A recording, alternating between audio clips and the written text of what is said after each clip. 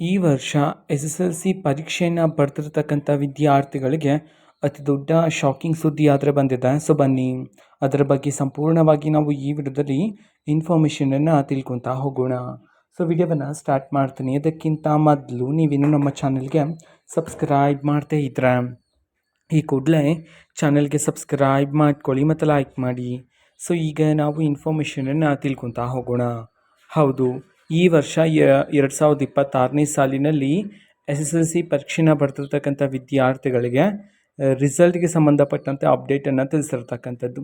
So ಈ ಹಿಂದೆ ಹಿಂದಿ ಪರೀಕ್ಷೆಯನ್ನು ದಿನಾಂಕವನ್ನು ಮುಂದೂಡಿಕೆ ಮಾಡಲಾಗಿತ್ತು. ಸೊ ಅದಾದ ನಂತರ ವಿದ್ಯಾರ್ಥಿಗಳಿಗೆ ಹಿಂದಿ ಮಾರ್ಕ್ಸ್ನ ಪ್ರಕಟಣೆ ಮಾಡೋದಿಲ್ಲ, ಅದನ್ನ ಗ್ರೇಡ್ ಮುಖಾಂತರ ಪ್ರಕಟಣೆ ಮಾಡಲಾಗುತ್ತೆ. ಇನ್ನು ಮುಂದೆ 625ಕ್ಕಲ್ಲ 525 ಮಾರ್ಕ್ಸ್ಗೆ ನಿಮಗೆ ರಿಸಲ್ಟನ್ನು ಪ್ರಕಟಣೆ ಮಾಡಲಾಗುತ್ತೆ ಅಂತ ಹೇಳಿ ಸಹ ಮಾಹಿತಿ ಬಂದಿತ್ತು ಶಿಕ್ಷಣ ಇಲಾಖೆ ಕಡೆಯಿಂದ.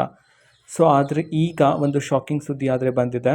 ಸೊ ಏನಂತಂದರೆ ಯಾವುದೇ ರೀತಿ ಗ್ರೇಡ್ ಅಂಕನ ಕೊಡೋ ಹಾಗಿಲ್ಲ, ಸೊ ಮಾರ್ಕ್ಸನ್ನೇ ನೀಡಬೇಕಾಗಿರುತ್ತೆ ಅಂತ ಹೇಳಿ ಸಹ ಇದೀಗ ಮಾಹಿತಿಗಳಾದರೆ ಬರ್ತಿರ್ತಕ್ಕಂಥದ್ದು.